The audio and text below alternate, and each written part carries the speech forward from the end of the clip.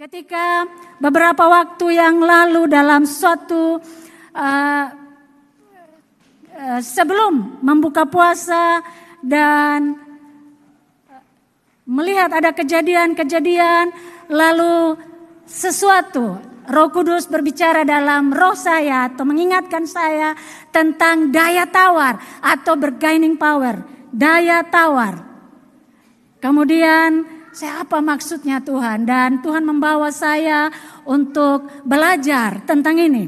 Papa Mama, sebelum saya melanjutkan kebenaran firman Tuhan ini, tadi ketika anak TK menyanyi di depan, saya ingat pertama kali ketika mereka ada di depan, mereka bergeser, mereka senggol sana, senggol sini, mereka tarik sana, tarik sini. Mereka belum percaya diri waktu itu. Tetapi hari ini ketika saya lihat mereka sangat percaya diri. Daya tawar mereka naik. Mereka tidak takut lagi ketika mereka lihat jemaat yang besar, orang-orang dewasa. Mereka tidak takut. Mereka maju dengan luar biasa. Mereka bernyanyi dengan luar biasa. Saya juga lihat anak saya ketika dia menyanyi di depan.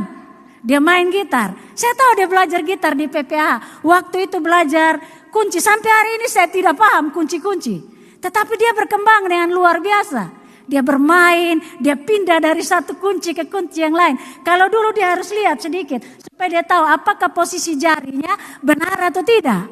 Tapi hari ini sambil menyanyi dia bergeser, jarinya geser sana. Itu yang namanya dia sudah semakin bagus. Daya tawarnya semakin bagus. Saya akan upload dia di YouTube nanti, khusus YouTube Joshua Kids. Karena semakin bagus, daya tawarnya semakin bagus. Suatu kali dalam sebuah postingan juga, ketika saya menyiapkan khotbah ini, saya lihat di TikTok, ada para kepala negara. Ketika KTT di Bali, saya tahu yang namanya presiden dari Prancis atau ada wajah yang muda sekali. Ketika mereka berdiri, para kepala negara berjejer, ada satu kursi di tengah yang dibiarkan kosong, barisan depan. Lalu dalam bahasa Inggris mereka berkata, biarkan tempat itu untuk Jokowi. Kalau lihat, boleh lihat di TikTok. Apakah ini para pemimpin negara yang besar? Apakah hanya sekedar bahwa biarkan kursi kosong di tengah. Mereka sudah berjajar dengan sangat rapi. Tetapi masih ada tiga kepala negara yang belum muncul. Dan khusus di depan yang di tengah itu biarkan untuk seorang Jokowi. Bapak Mama, apakah mudah seorang Jokowi?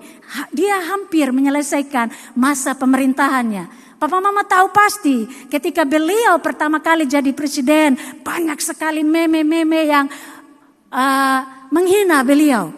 Ada perkataan plenga-plengo dan sebagainya. Ada banyak orang menganggap sepele. Hanya Jokowi. Tampilannya tidak meyakinkan sekali. Kurus, tinggi. Dia bukan angkatan. Dia bukan orang yang berbadan tegap dan luar biasa. Dia dianggap sepele sekali. Tetapi hari ini dia bisa dikatakan hampir selesai dengan finishing well. Mengakhiri dengan sangat baik. Di hadapan para pemimpin negara, biarkan tempat itu untuk seorang Jokowi. Dia memiliki daya tawar yang sangat tinggi. Dan daya tawar itu tidak mudah, Papa Mama. Itu melewati proses. Saya juga berani bilang, hari ini saya berani berdiri di sini. Itu juga tidak mudah. Itu sebuah proses. Bukan sekedar bukan karena istri dari Pak Ever. Bukan hanya itu. Tetapi ada proses yang luar biasa. Ketika saya menyampaikan firman Tuhan di Obekulo, pertama kali saya seorang evangelis di gereja saya yang pertama. Kemudian saya ikut persekutuan dan gereja dan saya seorang pemimpin di situ. Tetapi saya start pelayanan saya sebagai seorang aser. Mengatur, kami beribadah dalam sebuah ruangan, kami harus lepas sepatu. Dan saya seorang aser yang harus mengatur sepatu dengan sangat rapi.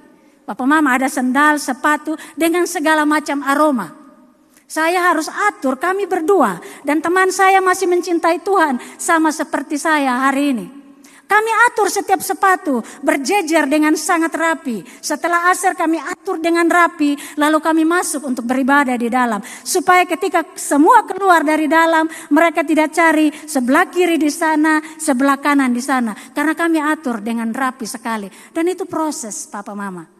Daya tawar, bargaining power. Hari ini mari kita belajar sebagai orang Kristen apa yang harus kita persiapkan. Dengan cepat saya akan menyampaikan. Ada beberapa hal yang saya sampaikan hari ini.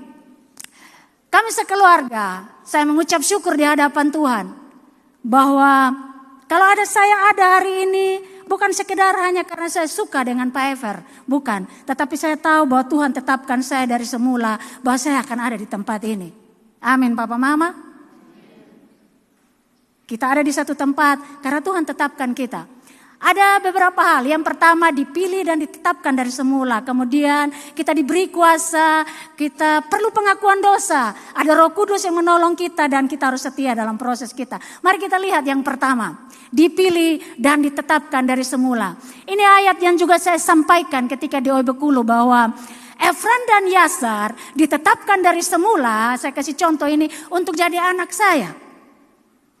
Ketika kemarin ada duka cita dari Oma Henuk di Kupang, kejadiannya persis seperti saya. Pertama keguguran, lalu hamil lagi, lalu meninggal di perut, lalu dapatlah Efran. Kejadian 2 kali yang kakak Akri alami persis seperti yang saya alami. Dan hari ini ada kakak Efran. Kemudian Yasar juga seperti itu. Yasar juga seperti itu. Ada satu juga yang gagal tumbuh di Kuret. Lalu ada Timothy yang lahir 18 jam. Lalu datanglah Yasar. Semuanya ada janji. Ya Efran di Yesaya 61 kalau tidak salah janji tentang Efran. Yasar, Yeremia 31 itu janji tentang mereka. Ada proses Papa Mama. Tetapi ketika Tuhan tetapkan dari semula akan ada Jesua, Israel, Patris, Efran Detan, dan Yasar, Moses, Sopiel Detan. Tuhan tetapkan dari semula dan harus lahir dari rahim saya. Rahim yang kena virus tokso. Yang artinya kalau hamil dia akan makan dan selesai. Papa Mama yang dikasihi Tuhan Yesus Kristus, hidup kita cepat bahwa kita ditetapkan dari semula. Roma 8 berkata, kita tahu sekarang bahwa Allah turut bekerja sama dalam segala sesuatu untuk mendatangkan kebaikan bagi mereka yang mengasihi Dia, yaitu mereka yang terpanggil sesuai dengan rencana Allah. Artinya kita sudah ditetapkan dari semula Bapak Mama. Dalam Kejadian 1 ayat 31 dikatakan semua ciptaan yang Tuhan ciptakan dikatakan baik sekali, baik. Tetapi ketika manusia menjadi bagian dari ciptaan itu, Tuhan katakan sungguh amat baik. Saya dan saudara adalah ciptaan yang sungguh amat sangat baik. Taruh dalam pikiran kita bahwa saya yang hari ini dengan segala kelemahan saya, dengan segala temperamen saya adalah ciptaan yang sungguh amat sangat baik. Saya dan Papa Mama sungguh amat sangat baik. Hal yang berikut Papa Mama. Memiliki Yesus, kita diberi kuasa. Bulan lalu di dalam nama Tuhan Yesus Kristus, kita memiliki segala sesuatu. Memiliki Yesus sama dengan memiliki segala kuasa. Siapa yang memiliki Yesus, aku memberikan segala kuasa kepada engkau. Mungkin hurufnya sangat kecil, tetapi firman Tuhan berkata dalam 1 Yohanes 5 ayat 5, siapakah yang mengalahkan dunia? Selain daripada dia yang percaya bahwa Yesus adalah anak Allah. Siapakah yang mengalahkan dunia? Saya dan saudara yang percaya bahwa Yesus adalah anak Allah. Yang kedua, Lukas 10 ayat 19. Sesungguhnya aku telah memberikan kuasa kepada kamu untuk menginjak ular, dan pakai kata dan kalajengking, bukan atau kalajengking, dan kalajengking, dan kuasa itu menahan kekuatan musuh sehingga tidak ada yang akan membahayakan kamu. Namun demikian janganlah bersukacita sebab roh-roh itu takluk kepadamu, tetapi bersukacitalah karena namamu terdaftar di surga. Ini tentang Yesus. Yang ketiga, Matius 28 ayat 18 berkata, Yesus mendekati mereka dan berkata, kepadaku telah diberikan segala kuasa di surga dan di bumi. Ingat, bukan kata atau, di surga dan di bumi. Karena itu pergilah, jadikanlah semua bangsa muridku dan baptislah mereka dalam nama Bapa dan Anak dan Roh Kudus, dan ajarlah mereka melakukan segala sesuatu yang telah kuperintahkan kepadamu, dan ketahuilah aku menyertai kamu senantiasa sampai kepada akhir zaman. Papa mama yang dikasihi Tuhan Yesus Kristus, memiliki Yesus sama dengan memiliki kuasa. Selalu dikatakan dan bukan atau. Kalau ilmu hukum berkata kalau atau berarti menjadi pilihan. Tetapi ketika kata dan artinya semuanya. Tidak ada pilihan. Hukum 1 tahun penjara dan denda 500 juta misalnya. Dua-dua harus kasih. Kalau bilang 1 tahun penjara atau denda, maka pilih salah satu. Kalau uang banyak bayar saja. Tidak usah masuk penjara toh. Tetapi firman Tuhan di sini selalu mengatakan dan aku akan memberikan kuasa kepadamu dan dalam nama Bapa dan Anak dan Roh Kudus. 3 ini menjadi satu di dalam kita. Bayangkan Papa Mama betapa besarnya ledakan yang akan kita terima. Dan itu hanya kita yang terima. Kenapa? Karena hanya kita yang ditebus oleh darah Yesus. Malaikat tidak Papa Mama. Hanya kita. Betapa luar biasanya kekuatan kuasa yang di dalam kita. Tetapi kita akan masuk di dalam apa yang akan kita pelajari hari ini. Papa Mama, Bapa sejak awal berkata baiklah kita menjadikan manusia seturut gambar kita. Inisiatif Bapa. Ketika manusia jatuh dalam dosa, Bapa juga tetap datang untuk menolong setiap manusia. Kalau Bapa mau binasakan saja. Tidak perlu tinggal Nuh dan saudaranya toh dalam air bah. Tetapi Bapa punya rencana yang luar biasa. Lalu ketika manusia jatuh dalam dosa dengan kejahatan yang luar biasa, Bapak Yesus datang lagi bagi kita. Ada proses-proses yang luar biasa terjadi dalam kehidupan kita. Artinya ketika kita menjadi orang Kristen, setiap waktu kita bisa jatuh di dalam dosa. Kita bisa melakukan kesalahan. Kita bisa dalam pikiran kita, dalam tindakan kita, atau dalam segala sesuatu yang bisa kita lakukan. Saya belajar, hari-hari ini saya sedang belajar tentang kitab 1 Korintus, sampai di 1 Korintus. Ada firman Tuhan yang menarik untuk saya dalam gini. Jangan menghakimi sebelum waktunya. Bahkan aku pun tidak mau menghakimi diriku sendiri. Artinya setiap kita punya peluang untuk jatuh di dalam dosa. Tetapi ada firman Tuhan yang luar biasa. Hari ini kita belajar. Kita harus mulai ada dalam pengakuan dosa. Mengaku dosa kita. Supaya apa? Supaya dari waktu ke waktu dalam pengakuan dosa itu kita memiliki daya tawar di hadapan Tuhan. 1 Yohanes 1 ayat 9 berkata, jika kita mengaku dosa kita, maka ia adalah setia dan adil. Sehingga ia akan mengampuni segala dosa kita dan menyucikan kita dari segala kejahatan. Jika kita berkata bahwa kita tidak ada berbuat dosa, maka kita membuat dia menjadi pendusta dan firman-Nya tidak ada di dalam kita. Setiap kita punya peluang untuk jatuh dalam dosa. Kenapa? Ketika kita tidak dalam kondisi yang stabil atau ada banyak hal yang kita lakukan, kita bisa berdosa. Kita bisa berdosa, Papa Mama. Papa Mama di PPA hari-hari ini jujur sekali. Begitu banyak bombardir hal-hal baru yang harus dikerjakan dan kami harus adaptasi. Saya sudah 14 tahun di PPA, tapi saya baru kali ini mengalami bukan hanya blank, tapi empty, kosong di kepala saya. Saya baru alami yang namanya kosong. Kenapa? Proses kerja ketika kalau saya instruksi mudah. Saya tinggal instruksi. Tetapi ketika proses pemberdayaan, saya harus terima dari atas belajar dan bagaimana transferkan kepada teman-teman supaya kami bergerak dalam satu pemahaman, dalam sinergi yang sama. Dan itu tidak mudah, Papa Mama. Sementara bekerja masuk lagi, sementara melakukan program ini masuk lagi dan blank bukan hanya blank, empty, saya kosong. Tetapi dalam posisi itu, satu kali dengan Tuhan, beta menyerah Tuhan. Beta sudah bisa Tuhan.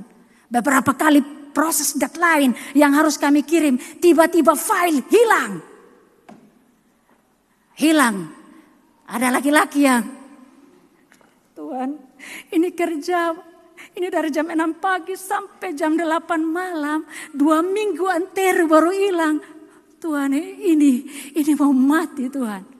Akhirnya saya rasakan juga di hari terakhir, di jam 4 sore, di hari Selasa, ketika saya kerja, saya lupa bahwa saya pindah ke flash kerja. Lalu ketika saya save tidak bisa, ada seorang teman yang dia cabut flash dan dia tidak kasih tahu, hilang semua. Saya tidak bisa pindah. Komputer besar Papa Mama, tapi saya menangis betul-betul. Ini saya tidak bisa bikin apa-apa, saya menangis betul-betul. Ini waktunya sudah dan kerja dengan perdebatan-perdebatan yang luar biasa. Saya menangis. Lalu Tuhan meminta maaf kalau bersalah, Tuhan beson bisa lah Tuhan. Tiba-tiba muncul satu kata, flash. Flash, hanya itu saja. Bilang, Kadina, ada ambil flash tadi? Iya Mak. Bilang pukul lu tahu satu. Lalu ketika dia pasang, muncul semua kembali. Papa Mama, sederhana toh? Tetapi Tuhan bekerja dalam hal yang sederhana seperti itu. Kalau kita dekat dengan Tuhan. Firman Tuhan berkata, mari kita dalam hal sederhana di hidup kita. Kita tidak pernah lalai untuk melakukan kejahatan. Tetapi Tuhan bilang, yang paling penting kita pengakuan dosa. Kita mengaku. Bukankah Daud yang luar biasa itu ketika dia bersinah dengan Betseba, lalu Nathan menegur dia dan dia berkata, aku berdosa dan aku mau bertobat. Aku minta ampun. Papa Mama, pengakuan dosa penting. Kenapa? Karena tidak ada orang yang luput dari namanya jatuh di dalam dosa. Papa Mama dikasihi Tuhan Yesus Kristus. Slide berikut. Ketika kita menerima Tuhan sebagai juru selamat dalam hidup kita. Saya mau katakan itulah pertama kali kita memiliki hubungan dengan Tuhan. Ketika kemarin ada pernikahan di tempat ini. Mereka mengucapkan janji nikah di hadapan Tuhan. Itulah pertama kali hubungan dimulai. Dan hubungan itu kekal sampai maut memisahkan. Tidak ada pilihan lagi. Ketika kita menikah, perjanjian itu sudah dimulai dan tidak bisa dipisahkan kecuali maut. Demikian juga ketika kita membangun hubungan dengan Tuhan, yang pertama bahwa hubungan itu kekal dan ketika kita menerima Yesus pelanggaran kita sudah dibereskan. Dalam pengakuan dosa kita harus sadar bahwa kita sudah memiliki hubungan dengan Tuhan. Kekal hubungan itu. Jadi kalau kita masih jatuh dalam dosa, mengaku, cepat datang kepada Tuhan supaya hubungan itu tetap ada di hadapan Tuhan. Perjalanan kita sebagai orang Kristen, Papa Mama, contoh dalam pernikahan. Contoh dalam pernikahan. Kalau kita menikah, hari ini kita sudah berjanji, kita sudah terikat. Apakah hanya sampai di situ? Pengantin baru yang baru beberapa hari ini, apakah setelah menikah hanya sampai di situ kalian akan menikmati euforia sukacita bulan madu yang luar biasa? Ya pasti. Tetapi itu akan ada perjalanan yang panjang Papa Mama. Saya 20 tahun dan saya tahu akhirnya saya paham tentang pernikahan. Dulu waktu saya masih muda-muda, kenapa kodam bertengkar? Kenapa mereka berkelahi sebagai orang tua? Kenapa mereka bertengkar? Bukankah mereka bersatu karena cinta? Tapi kenapa mereka bertengkar? Tapi setelah saya berkeluarga, akhirnya saya paham. Setelah saya berkeluarga, saya paham sekali. Kenapa itu orang bisa marah depan anak? Tidak baik sekali sebagai orang tua. Setelah saya punya anak, yang saya hidup dengan dia, yang saya didik dia, saya paham. Saya paham menjadi orang tua. Saya sangat paham. Kenapa? Karena saya berinteraksi. Nah ini yang Tuhan mau dari kita, yaitu persekutuan. Ketika kita menerima Yesus, ketika kita membangun hubungan dengan Tuhan, tidak selesai dengan situ. Tetapi perjalanan kita setiap hari bersama Bapa harus dilakukan karena kita adalah anak-anaknya. Saya ajar Efran di rumah. Efran suka kadang-kadang, "Mama, uang beli bensin." Beta marah kalau gitu. "Efran, datang ke, baca cerita ke ada mama sedikit. Jangan langsung uang." Beta suka begitu Efran. Kalau saya jujur begitu. Akhirnya saya ingat dulu. Kenapa saya bapak kalau saya minta uang dia tidak kasih. Dia berkelahi dengan saya. Karena saya langsung uang sekolah. Bapak emosi mati. Kalau kakak Nona tidak. Dia pintar. Dia cerita. Lalu setelah itu dia bilang, "Beta mau bayar uang kuliah." Bapak tarik uang kasih. Tetapi uang sekolah ini kan murah. Kenapa tidak kasih? Ternyata karena saya tidak membangun persekutuan yang baik. Dan saya bapak datang uang sekolah. Lebih di sana. Orang ada sibuk nah. Nah Bapak Mama itu kita manusia. Saya paham hari ini. Dan Bapak kita di surga mau untuk kita bercerita dengan Bapak kita di surga. Cerita-cerita setiap hari. Cerita kemarin pemuda bilang harus ada baca firman Tuhan. Itu cerita kita dengan Bapak. Jalan-jalan cerita. Dalam pernikahan tuh sejujurnya tidak cukup hanya cinta. Tetapi cerita-cerita. Bukankah waktu kita pacaran kita cerita sampai 2-3 jam? Cerita tidak habis-habis. Iya, anak muda orang senyum. Kenapa? Kalau telepon ini sekarang video call. Sayang, kalau dulu kan kita pasang di sini HP yang senter sampai telinga panas. Sekarang sampai perut terlalu panas. Omong-omong sampai HP panas. Lalu cas, senyum dari sana, bingung dan senyum sana, senyum sini. Pokoknya bohong. Pas dia mau telepon video call, kan dulu tidak mandi. "Halo sayang, apa kabar?" Sekarang mesti agak bagus sedikit. Minimal lipstick sedikit yang bening-bening sah. Karena video call toh, orang tua sudah tidak paham lagi. Tapi anak muda paham. Anak-anak muda yang jatuh cinta pasti paham. Tetapi Bapak kita tidak berubah, Papa Mama. Dia mau kita bercerita-cerita. Dalam pernikahan juga cerita-cerita. Itu penting. Cerita-cerita. Jangan terlalu banyak cerita di HP, Kakak Marni bilang kemarin. Dalam khotbah. Jangan terlalu melalui HP berjam-jam. Lalu giliran mau berdoa baca firman Tuhan semengantuk, Marni bilang. Kenapa dia omong begitu? Karena mereka paham, mereka anak muda nah. Mereka paham sekali. Jadi waktu kemarin dia khotbah, senyum-senyum. Hanya meloy anak muda di mana Pasti mereka paham karena itu dunia mereka. Itu kejujuran yang lahir dari jiwa anak muda. Meloy HP berjam-jam scroll dari A sampai Z, giliran mau berdoa, terlalu capek, tidur. Tidak ada. Bawa mandi HP. Kau kira HP bisa jawab kau kah? Misalnya begitu. Itu khotbah asik dengan anak muda pun gaya, tapi memberkati.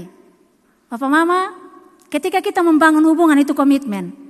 Dan dalam komitmen itu kita harus mulai berproses cerita-cerita dengan Tuhan kita, dengan Roh Kudus, cerita-cerita dengan pasangan kita. Jangan terlalu menghabiskan waktu dengan smartphone. Dari pagi di kantor, pulang datang main HP sampai jauh malam, lalu datang tidur, habis tidur besok pagi jalan lagi. Apakah ada sesuatu dalam hubungan itu?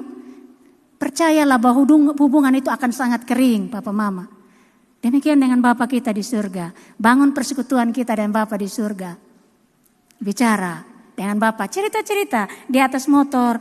Percayalah bahwa saya percaya setiap kita punya pengalaman pribadi. Saya juga punya pengalaman. Kadang-kadang sambil sapu rumah, sambil bikin apa saja, ketika bercerita, Tuhan bicara. Dalam posisi persiapan firman ini Tuhan izinkan, tiba-tiba saya melihat video ini, tiba-tiba saya dapat rema seperti ini, tiba-tiba seperti ini. Berceritalah dengan Tuhan. Karena persekutuan itu bicara tentang komitmen, tentang keintiman.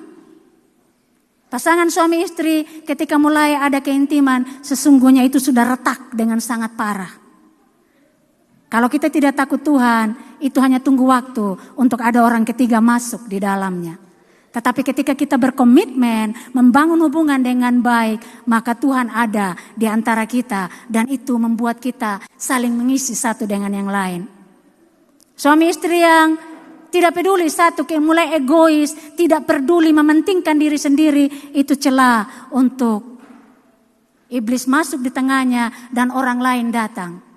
Papa Mama yang dikasihi Tuhan Yesus Kristus, demikian juga hubungan kita dengan Bapa. Ketika kita tidak intim dengan Bapa, maka roh lain yang akan intim dengan kita, dan itu membuat kita semakin jauh dari Bapa kita di surga. Bangunlah hubungan kita dengan Bapa supaya kita menjadi kuat dan memiliki posisi tawar di hadapan segala makhluk di bumi ini. Firman Tuhan berkata, beranak cuculah dan penuhilah bumi dan taklukkanlah itu. Bagaimana kita bisa menaklukkan kalau kita tidak mempunyai kuasa yang dikaruniakan oleh Bapa, dan kuasa itu datang ketika kita membangun keintiman dengan Tuhan kita. Hal yang lain Papa Mama, kapan itu dimulai? Pengakuan dosa harus dimulai ketika Roh Kudus menginsafkan kita. Roh Kudus yang ada dalam kita akan menginsafkan kita. Ketika masih ada yang berkata, ini tidak bisa, ini salah, kembali kepada Tuhan, itu berarti Roh Kudus masih ada dalam kita. Tapi ketika kita tidak mendapatkan suara apapun juga, hanya dengar suara angin, suara petasan dan sebagainya, maka Roh Kudus sesungguhnya yang ada di dalam kita sedang dengan sengaja kita matikan. Kenapa? Karena kita tidak membangun hubungan. Roh Kudus, ketika kita terima Yesus, sudah ada Roh Kudus dalam kita. Sudah ada, tetapi dengan sengaja kita matikan. Kenapa? Kita tidak mau lagi untuk membangun keintiman. Tetapi kalau kita intim, Roh Kudus akan terus berbicara kepada kita. Papa Mama yang dikasihi Tuhan Yesus Kristus, firman Tuhan, kita harus yakin, ketika kita mengaku dosa kita harus yakin. Firman Tuhan luar biasa bilang begini, anak-anakku, hal ini kutuliskan kepada kamu supaya kamu jangan berbuat dosa. Namun jika seorang berbuat dosa, kita mempunyai perantara kepada Bapa, yaitu Yesus Kristus yang adil, dan Ia adalah pendamaian untuk segala dosa kita, dan bukan untuk dosa kita saja, tetapi untuk dosa seluruh dunia. Kalau kita sudah mengaku dosa kita, percayalah itu selesai dan tuntas. Di atas kayu salib Tuhan tuntaskan kita. Kita bisa datang kepada Bapa, perantaranya Yesus Kristus Tuhan. Ketika Tuhan menjadi perantara, bukan setengah-setengah, artinya selesai semuanya. Jangan lagi Tuhan. Beta ingat Tuhan, itu iblis yang mengintimidasi kita. Dan setiap pengakuan dosa kita harus spesifik Papa Mama. Jangan umum, spesifik. Contoh kalau kita mencuri uang, kita harus mengaku dosa kita bahwa Tuhan beta minta ampun. Beta ambil sesuatu yang bukan beta pemilik Tuhan. Beta ambil beta mama uang. Memang kecil Tuhan, 2.000 Tuhan. Tapi itu salah Tuhan, minta ampun Tuhan. Dan Tuhan sudah ampuni dengan sempurna. Karena Tuhan pengantara kita. Jadi jangan biarkan itu bergelantungan di dalam kepala kita. Kenapa? Sesungguhnya kenapa kita tidak merasa bebas dari dosa kita? Perasaan kita, jiwa kita yang tidak dibebaskan. Perasaan kita mengejar kita. Beta pencuri uang beta berselingkuh, beta berzina, beta melakukan percabulan. Dan itu pikiran itu yang menguasai kita. Perasaan itu mengikat kita. Tetapi ketika Tuhan bersihkan itu bebas. Bebas dengan sangat sempurna Papa Mama. Bebas. Yang perlu dilakukan adalah jangan ulangi lagi. Supaya itu tidak terulang. Kalau sudah mencuri berhenti sudah. Jangan mencuri lagi toh. Itu bukan kita puang. Sekalipun Mama puang. Jangan toh. Biar 2.000. Itu bukan kau puang anak-anak muda. Anak-anak dong. Jangan ambil orang tua puang. Sekalipun 2.000. Itu bukan kau puang. Harus, apalagi orang lain puang, tidak boleh. Itu harus diajarkan dari kecil. Minimal kita tahu bahwa itu bukan milik kita. Bertobat. Atau hal yang lain, ada banyak hal yang lain. Ada banyak hal yang lain. Ada banyak sekali, kalau dalam konseling-konseling, ada banyak cerita. Sekarang, ya saya jujur, perselingkuhan ini bukan tentang kontak fisik lagi. Bukan lagi tentang tidur bersama dengan pasangan orang lain. Tetapi dalam smartphone ini juga kita sudah berselingkuh. Sayang, ada di mana? Padahal bukan pasangan kita. Kita sudah berselingkuh nih, jujur saja nih. Kita sudah senang mendapat perhatian dan itu dosa. Tuhan bilang setiap orang bisa salah. Setiap orang bisa kilaf. Tetapi Tuhan ketika kita minta ampun kepada Tuhan, Tuhan bersihkan kita dengan sempurna. Kembali sudah dan lakukan lagi hal yang benar di dalam komitmen kita. Ya toh, setiap orang bisa melakukan kesalahan, tetapi Bapa kita yang mulia, Tuhan Yesus Kristus yang menebus kita, akan menolong kita untuk membersihkan kita dan kita kembali di dalam jalur yang Tuhan kehendaki dalam hidup kita. Bapak Mama yang dikasihi Tuhan Yesus Kristus, hari ini, hari pencurahan Roh Kudus, saya mau bilang bahwa setiap kita sudah punya roh di dalam diri kita. Apakah kita mau supaya roh itu bermanifestasi atau tidak, itu tergantung di dalam kita. Slide yang berikut, Papa Mama. Roh Kudus dalam perannya di hidup kita. Roh Kudus salah satu perannya adalah menginsafkan dunia akan dosa. Yohanes 16 ayat 8, dan kalau ia datang, ia akan menginsafkan dunia akan dosa, kebenaran, dan penghakiman. Roh yang di dalam kita akan menginsafkan kita ketika kita melakukan kesalahan. Ketika kita melakukan kesalahan lalu ada sesuatu suara yang berkata jangan begitu, itu salah. Percayalah itu Roh Kudus yang sedang mengingatkan kita. Milikilah kepekaan untuk taat kepada Roh Kudus. Hal yang kedua, peran Roh Kudus dalam kehidupan kita adalah menyampaikan rahasia yang orang lain bahkan tidak ketahui. Roh Kudus berbicara secara pribadi kepada kita, bahkan malaikat pun tidak tahu. Mari kita lihat dalam 1 Petrus 1 ayat 12. Kepada mereka telah dinyatakan bahwa mereka bukan melayani diri mereka sendiri, tetapi melayani kamu dengan segala sesuatu yang telah diberitakan sekarang kepada kamu, dengan perantaraan mereka yang oleh Roh Kudus, yang diutus dari surga, menyampaikan berita Injil kepada kamu, yaitu hal-hal yang ingin diketahui oleh malaikat-malaikat. Bahkan ketika rahasia-rahasia Injil ini disampaikan kepada kita yang sangat spesial ini, malaikat pun tidak tahu. Rahasia yang ingin diketahui oleh malaikat, betapa luar biasanya kita menjadi seorang manusia. Betapa luar biasanya kita. Betapa bangganya kita. Kemarin ketika dalam satu video saya lihat Gubernur NTT berkata, saya bangga ketika NTT dipilih untuk KTT apa kemarin, Asia di Labuan Bajo. Saya bangga sekali. Ini tentang NTT. NTT kawan, NTT bro. Tetapi beliau berkata, kami persiapkan ini. Ketika ada yang mau tepuk tangan, jangan tepuk tangan dulu. Saya mau cerita, saya pun stres. Ketika kita siap-siap, ternyata kita tidak siap untuk dilakukan di Labuan Bajo. Beliau berkata, 3.000 sekian kamar tidak ready. Artinya ada banyak orang tidak bisa ada kamar. Kamu pikir saya tidak pusing kah? 3 minggu saya di sini, beliau katakan. Dan ketika saya lihat ada kapal yang menjadi kamar para wartawan. Menampung orang-orang di situ. Rumah-rumah penduduk dipakai, disewa dan sebagainya, kurang. Tetapi presiden kita bilang tidak, Labuan Bajo.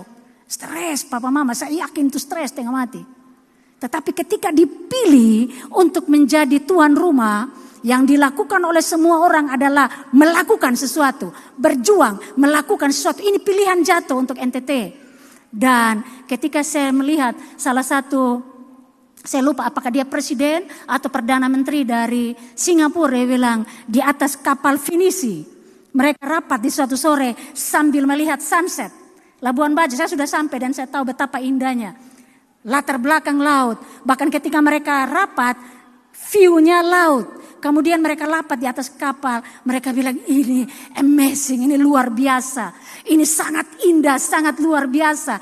Lalu suaminya berkata, dan ini romantis sekali. Orang tua. Mereka menikmati itu, tetapi ada orang-orang yang pusing di sekeliling itu. Ada persiapan yang luar biasa, ada sniper yang berjaga, ada orang-orang yang persiapan dengan luar biasa. Kita lihat yang wahnya, tetapi yang di belakang-belakang yang dipersiapkan itu sesuatu yang luar biasa. Tetapi seorang Jokowi, kita akan tetap di sana. Papa Mama, Tuhan memberitahu kita rahasia yang luar biasa, hal-hal yang luar biasa, kelihatannya berat sekali. Tetapi ketika kita yakin bahwa Tuhan menyertai kita, percayalah proses yang akan kita alami akan mendatangkan kemegahan yang luar biasa di dalam Tuhan. Itulah daya tawar. Amin Bapak Mama. Tuhan itu luar biasa dalam kehidupan kita. Saya bangga sekali hari ini menjadi seorang mama. Karena ada Efran dan Yasar. Dokter bilang tidak bisa punya anak. Semua orang bilang, "Sone tobat kok mana? Hamil terus. Kamu nih perempuan nih, mama sial sekali." Itu perkataan yang masuk di dalam kepala saya. Itu perkataan masuk papa mama. Ketika Timothy meninggal ada yang bilang, "Makanya kepala jangan terlalu di atas, bicara di depan saya." Saya baru hari pertama masuk kantor, setelah saya 1 bulan tidak bisa berjalan. Saya merasa lumpuh, kematian Timothy. Tetapi saya tidak menyerah. Saya tidak menyerah, saya punya Tuhan yang luar biasa. Kalau Tuhan berjanji jam 12 malam, ketika saya berdoa lalu firman Tuhan datang. "Cegahlah suaramu dari menangis dan dari meneteskan air mata. Masih ada harapan untuk masa depanmu. Anak-anakmu akan kembali dari negeri musuh." Ketika saya hamil, Bapak Ever bilang saya mau anak perempuan. Dokter Ani bilang USG anak laki-laki, Tuhan bisa ubah. Saya bilang anak laki-laki. Hanya anak laki-laki yang pergi berperang di negeri musuh. Dan hari ini ada Efran dan Yasar yang luar biasa. Mari kita tepuk tangan untuk Tuhan yang luar biasa. Apa yang terlalu berat untuk kita hari ini? Tuhan bisa menyelesaikannya bagi kita. Kenapa? Tuhan.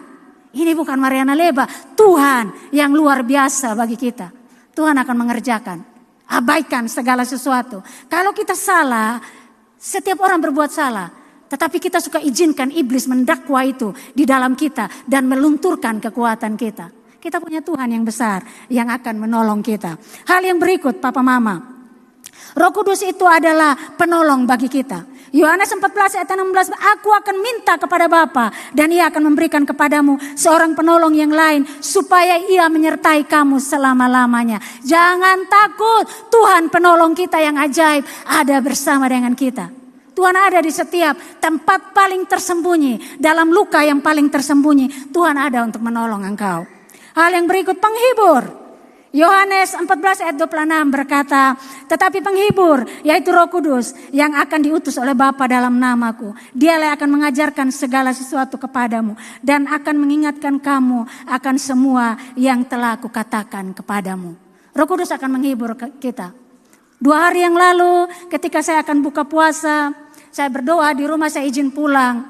Ketika saya berdoa, saya tidak tahu, tiba-tiba saya merindukan keluarga saya. Saya rindu saya bapak, saya rindu saya adik, saya rindu saya keluarga semua. Betul-betul rindu, saya tidak tahu kenapa. Saya berdoa, saya menangis. Tuhan, beta hanya butuh pelukan Tuhan. Karena kadang-kadang ada hal-hal tertentu yang beta bisa telepon, bisa bercerita. Adik laki-laki itu punya kepekaan yang luar biasa. Dia selalu tahu kalau beta dalam masa-masa yang rumit. Dan tiba-tiba kenangan itu teringat. Dan ketika beta berlutut di hadapan Tuhan, "Tuhan, beta butuh pelukan Tuhan. Beta butuh tepukan di bahu Tuhan." Dan ketika berlutut di hadapan Tuhan berdoa, menangis di hadapan Tuhan. Dan setelah itu tanpa sadar beta memeluk bepun diri sendiri. Beta peluk bepun diri dengan kuat. Dan beta merasakan penghiburan bahwa entahlah ini sebuah perasaan bahwa aku tidak akan pernah meninggalkan engkau. Engkau tidak sendiri. Engkau tidak sendiri. Tidak enak jadi anak yatim piatu Papa Mama. Tidak enak. Ketika engkau terluka, ketika engkau sakit, ketika engkau bersedih. Seringkali kalau yang punya orang tua enak. Dia hanya pergi untuk lihat saja sudah cukup. Sudah cukup. Tapi ketika engkau sendiri itu masa-masa kadang-kadang rumit. Tetapi Roh Kudus itu penghibur yang luar biasa. Dia menaruh sesuatu dalam roh saya bahwa engkau tidak sendiri. Engkau yang sedang merasa sendiri hari ini, sesungguhnya Roh Kudus sedang memeluk engkau pagi ini. Mungkin engkau sedang merindukan sesuatu. Roh Kudus ada sebagai penghibur di dalam hidupmu. Bangun keintiman dengan Tuhan dan Roh Kudus itu akan datang kepada engkau. Bahkan Roh Kudus juga akan menolong kita untuk menyampaikan doa kita dalam keluhan yang tak terucapkan. Kadang-kadang kita duduk sendiri kebingungan. Mungkin Papa Mama sering alami, tidak tahu mau bikin apa. Tekanan ini luar biasa. Rasa ini luar biasa. Kita hanya bisa tenang dan diam. Tapi ketika kita dalam tenang berkoneksi dengan Tuhan, sesungguhnya Roh Kudus sedang berdoa bagi kita dengan keluhan-keluhan yang tidak bisa kita ucapkan. Roh Kudus sedang mengucapkan setiap doa kita. dengan cara yang luar biasa. Karena ketika kita menutup mata kita dan ketika kita membuka mata kita merasakan suatu kelegaan yang luar biasa. Dari manakah kelegaan itu? Datangnya dari Tuhan, karena Roh Kudus menolong kita untuk mendoakan segala sesuatu yang kita rasakan dengan keluhan yang tak terucapkan dalam kehidupan kita. Manfaatkan atau aktifkan Roh Kudus yang sudah dikaruniakan ke dalam diri kita, dan setia dalam proses Tuhan. Menjadi orang-orang yang memiliki daya tawar. Slide berikut. Kita harus setia dalam proses Tuhan.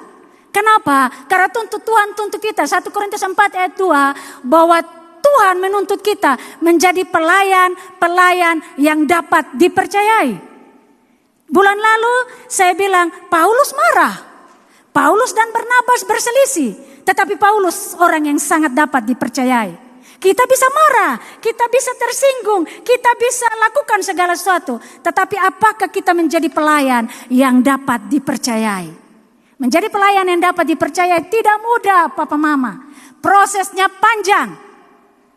Kita harus benar-benar berjuang supaya kita dapat dipercayai. Salah satu cara upgrade diri kita. Saya ingin meluruskan sesuatu khotbah bulan lalu. Ini Efran yang bilang, Mama, setengah mati kalau nilai IPK 4. IP 4 berat, Mama. Kira gampang, Kak? Ya, saya minta maaf. Saya lupa kalau anak-anak SMA belum pernah kuliah. Tapi saya pernah kuliah. Mana kasih tahu begini. Kalau kita semester 1, kasih tahu di anak mahasiswa yang dengar siaran ini, semester 1 kan kita masih semangat, toh? Masih semangat kuliah, belum kenal pria-pria tampan di kampus, perempuan-perempuan cantik di kampus, belum terlibat organisasi dan sebagainya. Kita masih semangat. Karena itu perjuangkan supaya nilai 4. Kita masih fokus. Kenapa sampai harus nilai 4? Ini pengalaman, mana cerita. Kalau di sekolah dan di kuliah beda. Di kuliah itu sistem akumulatif. Nilai semester 1 akan berpengaruh terhadap semester 2. Kalau kita start dengan IP 4, maka semester 2 ketika itu digabungkan menjadi IPK kumulatif, indeks prestasi kumulatif, nilai yang pertama misalnya semester 2, 3, 4, 5 karena kesibukan, mulai jatuh cinta, mulai sibuk dan sebagainya, nilai kita turun di IP kita, ada nilai semester 1, 2, 3 yang akan dongkrak nilai kita. Sehingga tidak terlalu jatuh. Kalau kita start dengan nilai sangat rendah, sampai semester tentu kita mau usaha dongkrak setengah mati. Ya toh? Setengah mati. Jadi startlah dengan nilai tinggi. Jadi pas kosong ada jatuh cinta, lalu lupa belajar. Misalnya IP-nya turun, misalnya 2,8 atau 3, maka IP dari pertama yang 4 itu akan dongkrak. Dia akan tetap 3, sekian. Itu yang Ma'ana harus kasih tahu. Kenapa? Kemudian kita masih tinggal di Indonesia. Indonesia ini masih tentang nilai. Kuliah, nilai. Kerja, lihat nilai. Mau lanjut S2, nilai juga. Apakah S1-nya nilainya bagus atau tidak? Kan kita ranking ini, ranking perengkingan. Semua di Indonesia masih tentang nilai. Nah, karena itu mahasiswa belajarlah supaya lebih baik kalian mempersiapkan dari sekarang dengan baik, dengan luar biasa. Kalau ada sesuatu yang trouble di tengah jalan, yang baik dari awal akan mendongkrak kalian. Kalau suatu waktu Tuhan kasih kesempatan kuliah S2, nilai kalian yang tinggi akan membuat kalian mulus untuk lanjut ke S2. Jadi nilai itu baik teman-teman. Belajarlah. Karena dengan belajar minimal kalau wisuda bilang gini. Wisudawan atas nama Yesua Israel Patris Efran Detan lulus dengan predikat pujian. Pujian kah? Cum laude itu pujian kah? Pujian. Penuh pujian. Yang bangga siapa? Saya kah? Tidak saya toh. Yang bangga kau sendiri. Artinya setiap perjuangan kita pasti ada hasilnya. Mana luruskan tentang itu ya. Nanti kalau sudah kerja, belajar lagi, attitude, sikap, relasi itu akan melengkapi. Jadi anak muda dondong protes di belakang. Son bisa mana, setengah mati mana. Sekarang itu yang mana kasih tahu. Itu yang tentang upgrade diri. 2 Petrus 1 ayat 5 sampai 7. Bolehkah kita baca sama-sama? Adakah yang pegang mic, bantu untuk baca mungkin? Kita mempercepat proses. 2 Petrus pasal 1 ayat 5 sampai 7.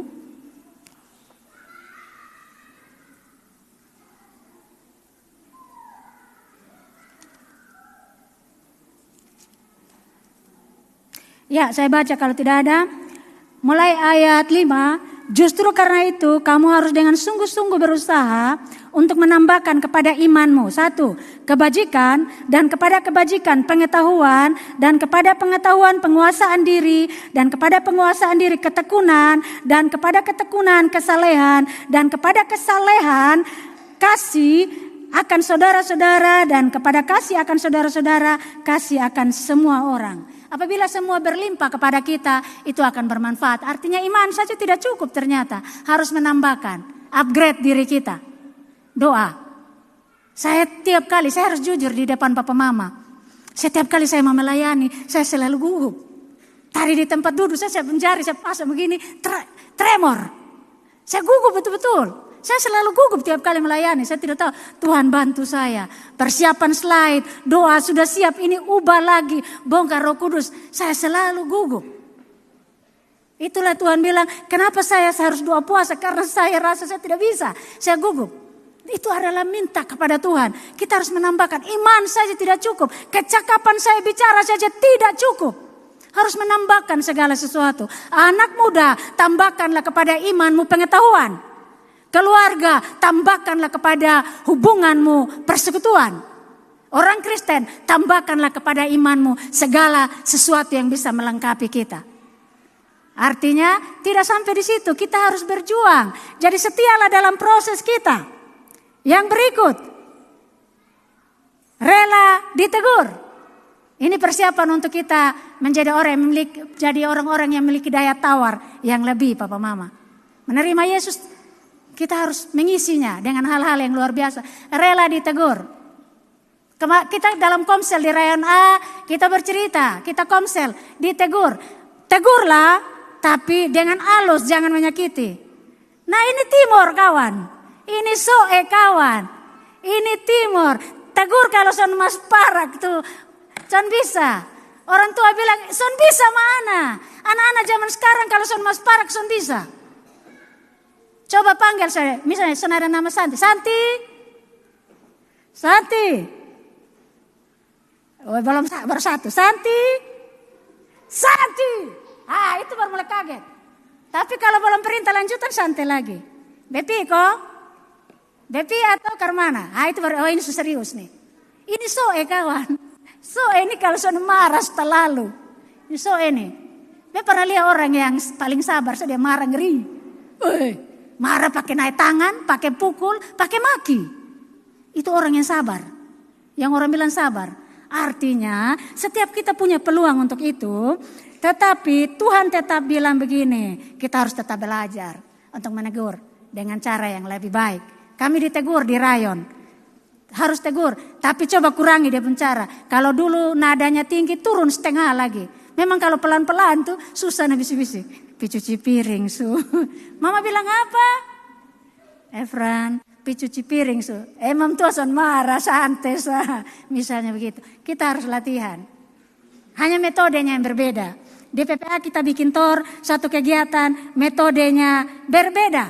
Ada yang ceramah, ada yang diskusi dan lain sebagainya. Teguran juga metodenya macam-macam. Ada yang keras pakai mas parak, ada yang di depan 4 mata, ada yang di belakang gosip-gosip, ada yang sindir-sindir dan macam. Itu hanya metode mungkin. Tinggal kita belajar cara yang paling bagus seperti apa. Karena tetap firman Tuhan bilang menegur dengan cara yang baik, dan apakah kita rela atau tidak. Kita harus rela untuk ditegur. Kemudian bersedia digoncang bahkan mati, firman Tuhan bilang. Ada satu kisah yang sangat bagus, pasti Bapak Mama sering lihat, yang dengar.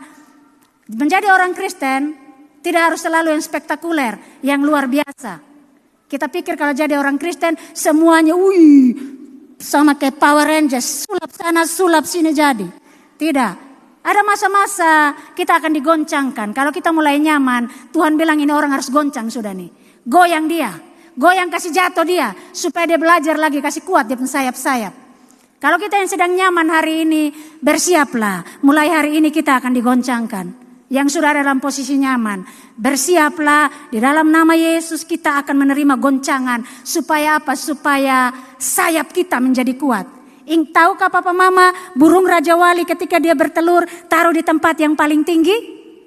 Ketika dia mulai besar ada sayap, rasanya sudah waktu yang tergam, mereka masih tetap tidur nyenyak, lalu induknya goncangkan dia, jatuhkan dia, mereka baru sadar di tempat yang tinggi. Ketika mereka posisi jatuh ke bawah, mereka mulai belajar mengepakkan sayap mereka, latihan terbang. Tetapi induk mereka tidak melepaskan mereka untuk jatuh. Dia akan menukik sangat tajam, lalu dia membentangkan sayapnya dan menopang anak-anak burung Raja Wali itu supaya mereka tidak terluka. Bapa kita yang di surga seperti itu. Ketika kita mulai nyaman, mulai menggoncangkan kita supaya sayap kita menjadi kuat, lalu Bapa kita akan mengepakkan sayapnya, menampung kita supaya kita tidak terluka, tetapi sayap kita menjadi lebih kuat. Jadi jangan takut dengan goncangan. Ataupun juga firman Tuhan bilang, benih akan tetap satu. Tetapi benih kalau mau berlipat ganda, dia harus mati, dikuburkan di dalam tanah. Supaya dia berkecambah dan hidup dan menghasilkan buah. Ya toh, kalaupun kita jatuh, Amsal 24 berkata, 7 kali orang benar jatuh dan dia akan bangkit kembali. Orang benar. Bukan orang fasik, orang benar 7 kali dia jatuh, dia bangun lagi, dia jalan lagi, jatuh lagi, dia bangun lagi. Dan ketika dia terus jatuh dan bangun, dia tahu bahwa dia sudah sangat kuat. Kenapa? Kejatuhan itu membuat dia belajar untuk dia tidak jatuh lagi. Papa Mama yang dikasihi Tuhan Yesus Kristus. Dan Yosua 1 ayat 9 berkata, bukanlahkah telah kukatakan kepadamu, kuatkanlah dan teguhkanlah hatimu. Dalam proses-proses kita tetap kuat dan teguhkan hati kita. Percayalah, kita akan menjadi orang-orang yang berkemenangan. Slide berikut saya ingin tunjukkan gambar-gambar orang yang berkemenangan di dalam Tuhan. Abraham, bapa orang beriman. Kenapa dia dijuluki orang beriman? Karena dia jalan, tidak tahu mau pisau eka, mau piatam buah. Tuhan bilang pergilah, keluar dari rumahmu, keluar dari zona nyamanmu. Ketika dia taat, dan hari ini kita mengenal dia bapa orang beriman. Daud, ketika dia melawan Goliat, apakah dia berani mati sembarangan? Dia tidak hitung-hitung, Goliat begitu besar. Tetapi Daud melewati proses Papa Mama. Proses yang luar biasa. Dia berkata, siapakah orang yang berani menghina barisan Allah yang hidup ini? Siapakah orang yang berani? Aku akan melawan dia. Apakah dia berani bodoh? Tidak. Dia berkata, kalau Tuhan melepaskan saya dari cakar singa dan harimau, maka Tuhan juga akan melepaskan saya dari tangan orang yang tidak bersunat ini. Daud melewati proses singa dan harimau. Yusuf menjadi perdana menteri. Ketika teman-teman orang saudaranya bersujud, apakah prosesnya mudah bagi dia? Dikhianati oleh keluarganya sendiri. Saudara-saudaranya menjual dia. Dikhianati. Sakitkah? Sakit sekali. Karena dia manusia. Hanya tidak diceritakan. Lalu ketika dia difitnah tentang berbuat zina dengan istri Potifar. Sakitkah? Coba saya bilang, Bapak Gembala difitnah berzina dengan perempuan lain. Sakitkah tidak? Sakit. Sakit toh? Kita yang sudah jelas-jelas melakukan kesalahan, kita masih melemparkan kesalahan kepada orang lain supaya kita tetap baik. Apalagi tidak melakukan kesalahan. Yusuf alami itu. Bahkan ketika dia ditaruh di dalam penjara yang paling dasar, ketika dia melakukan kebaikan pun juga dia dilupakan. Prosesnya panjang Papa Mama. Tetapi ketika dia menjadi perdana menteri, hanya istri dari Firaun yang tidak diberikan kepada dia. Tetapi semua kuasa dan prosesnya tidak mudah Papa Mama. Dia memiliki daya tawar yang sangat luar biasa. Sangat kuat. Lalu ada satu gambar, saya tutup dengan gambar ini. Petrus ketika dia mati, dia minta disalibkan terbalik Papa Mama. Apakah itu kegagalan? harusnya kan mati, taruh dalam peti dengan sangat rapi, dibungkus dengan baik. Tetapi dia minta disalibkan terbalik. Dan saya mau bilang hari ini, ketika proses penyaliban terjadi, surga kagum dengan seorang Petrus. Surga melihat, para malaikat melihat seorang martir akan dieksekusi hari ini. Dan ketika dia menyerahkan nyawanya kepada Bapa di surga, malaikat surga memberi penghormatan yang luar biasa kepada seorang Petrus. Papa Mama, kita ada anugerah terbaik dari Tuhan. Ketika Tuhan memberikan nyawanya bagi kita, karena kita sangat berharga di hadapan Tuhan. Dan ketika kita hidup di dalam Tuhan, kita melakukan segala sesuatu untuk Tuhan, yang menjadi penonton kita, yang melihat kita hari ini adalah surga. Surga melihat apa yang kita lakukan, bukan jabatan kita, bukan saya sebagai seorang pengkhotbah, bukan seorang gembala, bukan seorang pendoa syafaat, bukan jemaat, tetapi surga melihat kita dan Bapa kita akan bersuka cita. Pengantara kita bersuka cita. Dan Roh Kudus yang menolong, menghibur kita itu akan sangat bersuka cita ketika melihat kita, Papa Mama. Mari menjadi orang-orang yang memiliki daya tawar kuat di hadapan Tuhan.